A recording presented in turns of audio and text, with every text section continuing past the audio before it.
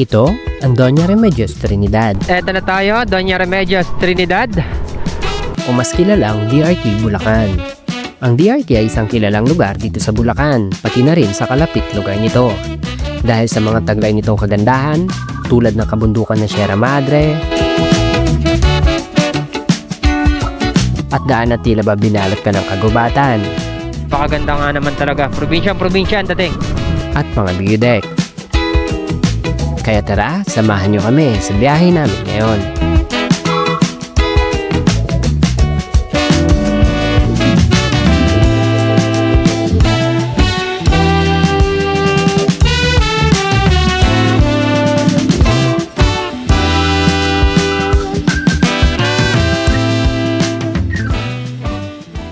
Alright guys, good morning. Magandang umaga sa inyo lahat. So, biyahe na naman kami ni Shara. Pupunta kami ngayon ng DRT Bulacan sa Doña Remedios Trinidad. So, isa sa mga list na gusto namin puntahan at mapupunta na namin ngayon. Ganda ng kalsada ngayon kasi hindi masyado matraffic at ang napakaganda ng panahon. Medyo cloudy pero hindi maulan at sakto lang yung araw. Hindi mainit, hindi masyadong malamig. Dito yung masarap na panahon. Napakaganda ng kapaligiran, nakikita nyo yan. Medyo maaraw na bandang parte ng Rizal. Pero dun sa pupuntahan natin, malalaman natin kung maganda ba talaga ang panahon. Mainit ng panahon ngayon, napakaganda. Nakisamang panahon sa atin ngayon, maliwanag na dahil sa sikat ng araw. So time check natin, 8:55 na, mag-alas 9 na. O ngayon, nandito na tayo sa Commonwealth.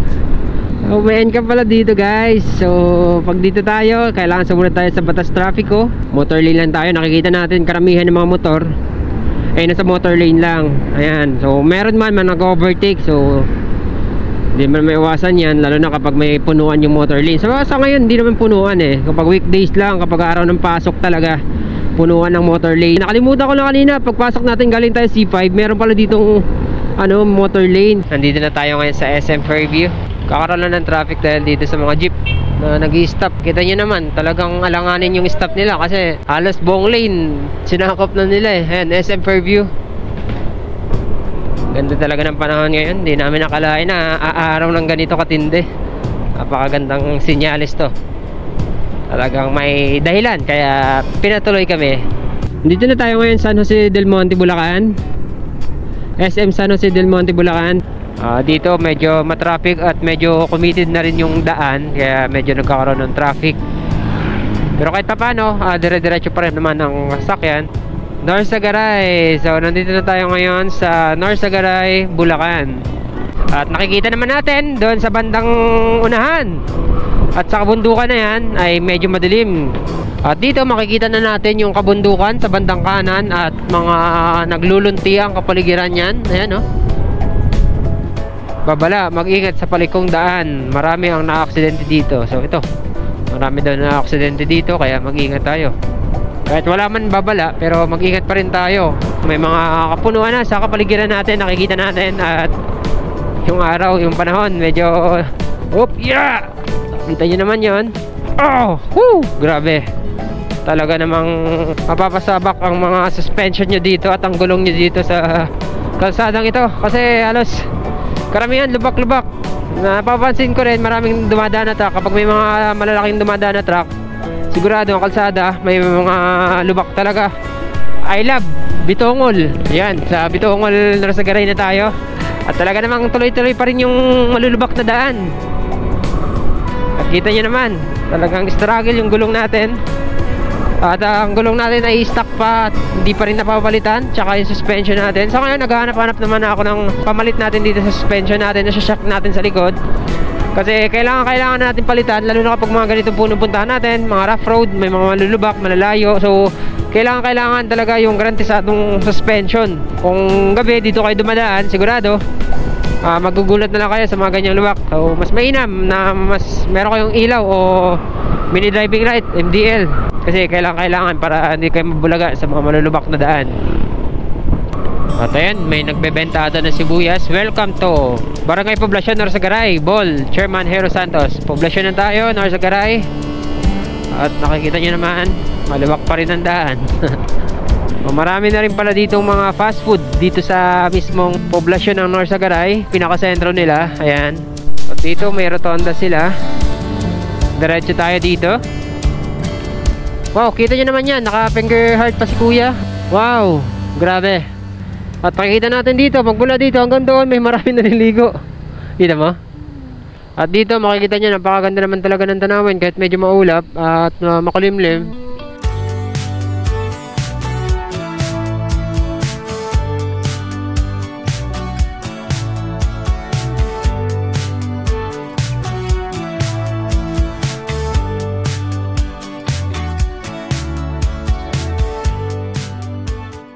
Nabot kami ng ulan. Ayan. O, sumilong muna kami dito kasi maulan pa. Patilayin muna namin ang ulan bago kami pumatsik. Tapos na lang ulan. Lumang simbahan. Napakaganda naman talaga yung simbahan na to. Kanan na tayo dito papunta ng DRT Bulacan. Pag nakita yung cemetery kaliwa, kanan tayo dito para pupunta sa DRT Bulacan. Ito. Wow, ganda oh. Unang tulay na dinaanan namin dito sa Angat. Ayan, nakikita nyo na maganda ang ilog. May mga naliligo. So ayan oh, medyo mababa ang ilog ngayon. Pansin natin na nakikita na ngayon. Oh!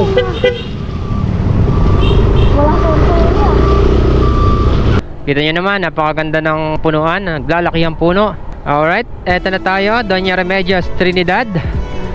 Welcome, Doña Remedios Trinidad. Yeah.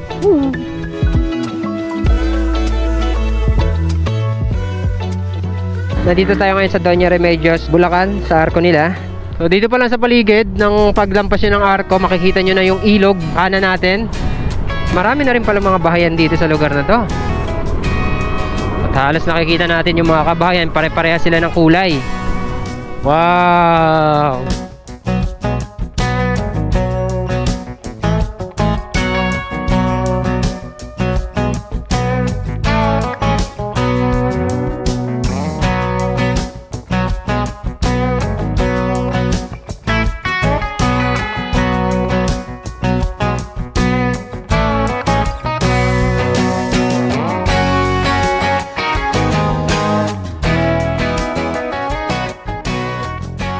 Kita nyo naman ang kabundukan, meron agad dito. So mga naglalakihang kapunuan at luntiang kapaligiran. Tulay, so palayan, napakaganda nga naman talaga. Probinsya ang dating. Hiu! Marami din kami nakikita mga nagbabike, mga bikers, mga pauwi na at mga papunta pa lang. Matarik na daan.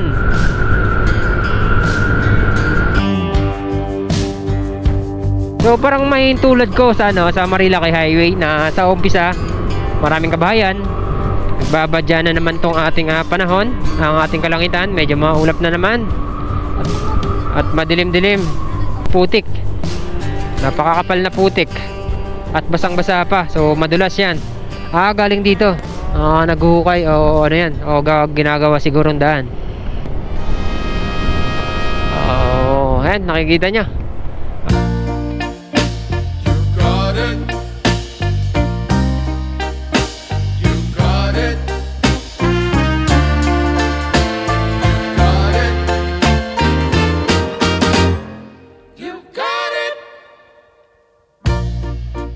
I know sometimes life can be tough. So ayan, nakikita nyo naman, napakagandang kabundukan ng Sierra Madre. And you feel like you just had enough.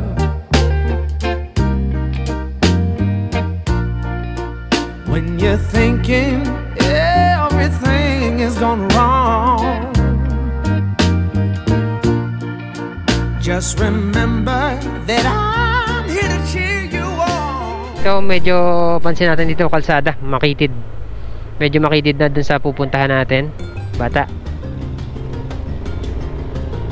Haba ng buhok. Ganda lang. Up dito, medyo maganda na kalsada. Medyo malapad na. Para dun sa una. Ay. So malamang ito sila, galing yan doon. Makikita nyo naman. Wow! Mapa ng Pilipinas. Ang lalim oh. Mataas. Asok ka dito. Wow, grabe. Napakatarik na kalsada ito.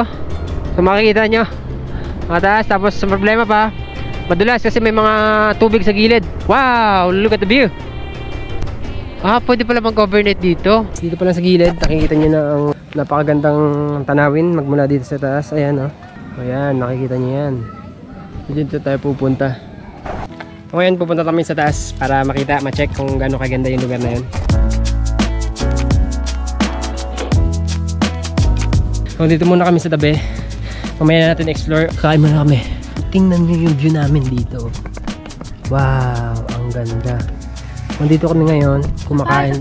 Kakatapos ko lang kumain na si Shara, hindi pa tapos. So, konting pasilip lang ng view namin dito ngayon. Ayan o. Wow. Ang ganda. May pool sila doon. May mga cottage din sila dito. Pwede mag-camping dito. May camping area din doon sa dulo. Ayun o. Mamaya pupuntahan natin yan. So, nandito lang kami sa isa sa mga area na pwede nyong tambayan. Tulad dito. Ayan. Mataas pa to kasi hindi pa siya tapos. Lalagyan pa ng patong dito ng semento. May mga spot sila dito na pwede kayo mag-picture. Ayan o. Mount Brigino.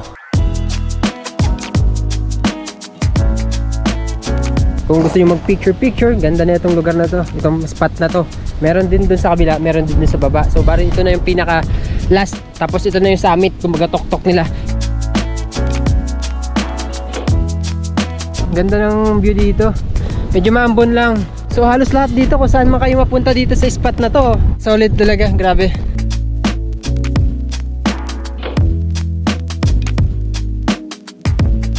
Negative yung punta namin ngayon kasi maulan eh. Hindi naman sobrang malakas ang ulan, ambon lang. Pero alam mo yun, hindi tayo makakapag-enjoy ng maayos. Hindi natin magawa yung mga errands natin dito. Maganda naman talaga pasyalan yung lugar na to. Kaya pababa na kami, dito kami dadaan sa kabila. Guys, so tingnan muna natin dito. May mga ano din sila dito, may mga papayan, tanim mo.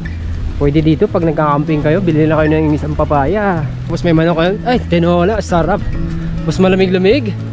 So may madaanan din pala dito. Connected din tong daan na to papunta doon sa baba. Doon ang daan. Kita nyo yung napakagandang tanawin na yan. Maliliit din sila dito mga object or mga statua. Ayan may mga bulaklak. So marami ditong pwede nyo puntahan sa lugar na to. So marami ako napansin na papaya, daming bunga. Ito yung mga cottage nila. May aircon sila. May mga ordinary din. Pag sinabing ordinary, yung mga lang siya, bamboo, gawa sa bamboo. Pero hindi aircon. Ang lalaki. Pampamilya. So may CR din sila dito, guys. Daming mga papaya, napansin ko, daming papaya, Ito yung nila, camping area. Kung may tent pala kayo, pwede pala dito mag-camping, So may mga zipline pala to. Ito. So may zipline pala sila dito. Ayan Ay, marami kakamping, meron din doon. Kung gusto nyo umihaw, ay ihawan dyan. Dito sa baba, so makikita nyo na ang tok-tok ng Mount Brigino. Ayan, napakaganda ng view dito. So ngayon pababa na tayo. Si Shara kanina pa yan nag-enjoy sa view, scenic view dito sa Mount Brigino. Napakaganda ka naman talaga. Sulit yung punta nyo dito. Sulit yung 100 nyo. Entrance fee nga pala pag sightseeing 100. Yan yung view ng Mount Brigino dito sa baba. Ganda yung pool nila. Ganda ng pool.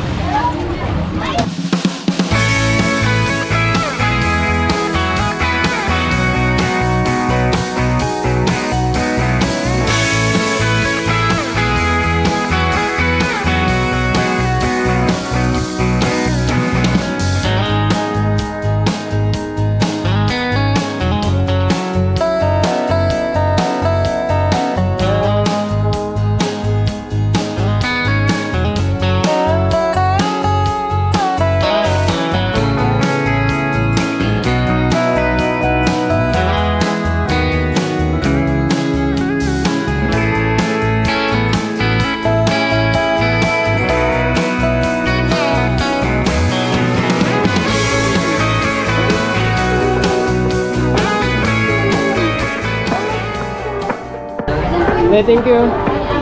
So, next destination, falls.